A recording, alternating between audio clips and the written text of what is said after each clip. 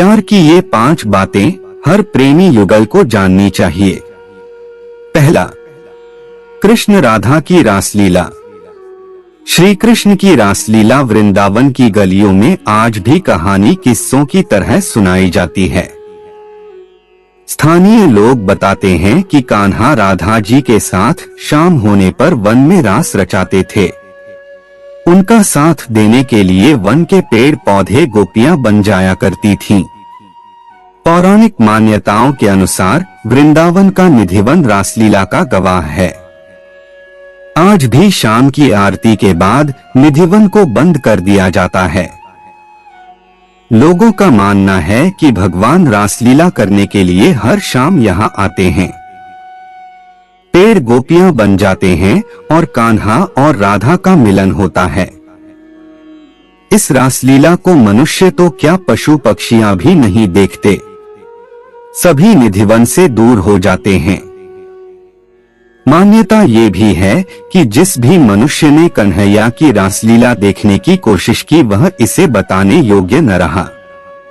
या तो वह अपने होश खो बैठा या उसकी किसी कारण मौत हो गई। निधिवन में लगे तुलसी के पौधे जोड़ों में हैं, जो कृष्ण और राधा की रास लीला में शामिल होने के लिए गोपियों का रूप धारण कर लेती हैं। दूसरा, राधा कृष्ण के प्रेम की अनोखी बातें। कृष्ण और राधा पति पत्नी नहीं थे।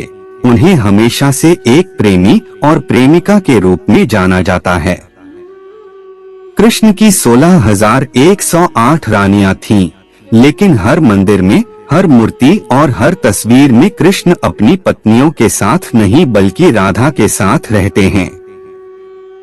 16,108 रानियों पर एकमात्र राधा का प्रेम भारी पड़ जाता है। आखिर क्यों? राधा और कृष्ण के प्रेम की ऐसी क्या खासियत थी? चलिए जानते हैं राधा और कृष्ण के प्रेम एक मिसाल क्यों है। तीसरा, अलग नहीं है राधा और कृष्ण। कृष्ण और राधा ने अपने प्रेम से यह बताया कि वह दोनों अलग नहीं हैं। कृष्ण अगर शरीर हैं तो राधा आत्मा है। कई तरह की कहानियां प्रचलित हैं।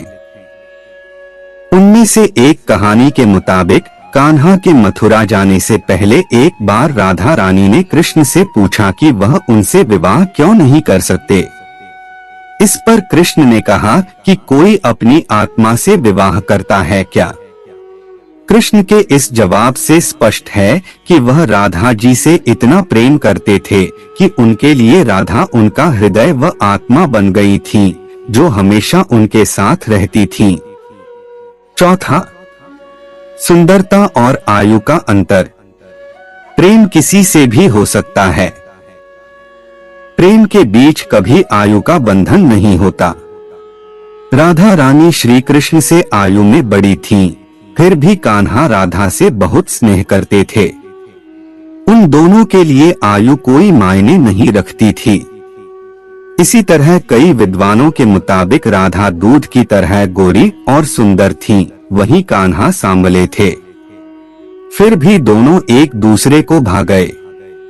प्रेम हृदय से होता है, शक्ल और उम्र से नहीं। पांचवा, प्रेम में विवाह जरूरी नहीं। भगवान श्री कृष्ण विष्णु का अवतार हैं। उनका जन्म बड़े उद्देश्य से हुआ था। अपने ही मामा कंस की क्रूरता का अंत करने के साथ ही महाभारत काल में अधर्म पर धर्म की जीत के लिए पांडवों को मार्ग दिखाने के लिए कन्हैया इस पृथ्वी पर अवतरित हुए थे। भले ही केशव की कई पत्नियां हुई पर राधा से उनका विवाह नहीं हुआ। कृष्ण इस सृष्टि को यह सीख देना चाहते थे कि प्रेम में विवाह आवश्यक नहीं है। प्रेम अपने आप में पूर्ण है। अगर प्रेम मुकाम तक नहीं पहुंचता तो हार मानकर अपने कर्तव्यों से विमुख न हो, बल्कि उसे सदैव आत्मा में समाकर अपने लक्ष्यों की पूर्ति की ओर अग्रसर रहें। छठवां, राधा और कृष्ण का रिश्ता। कृष्ण और राधा के प्रेम की एक बड़ी अनोखी बात थी। ब्रह्मवैवर्त पुराण के अनुसार राधा का विवाह रायान नाम के व्यक्ति से हुआ था, जो कि माता यशोदा के भाई थे, यानी रिश्ते में राधा कृष्ण की मामी लगती थीं। हालांकि अन्य पुराणों में ऐसा जिक्र नहीं मिलता।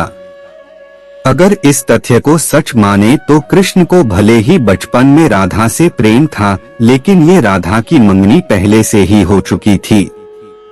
बड़े होने पर राधा और कृष्ण ने इस बात को समझा और विवाह न करके ये सीख दी कि प्रेम कहना गलत बात नहीं है, पर नैतिकता और परिवार के विरुद्ध जाकर अपने प्रेम को पाने का जतन करना गलत है।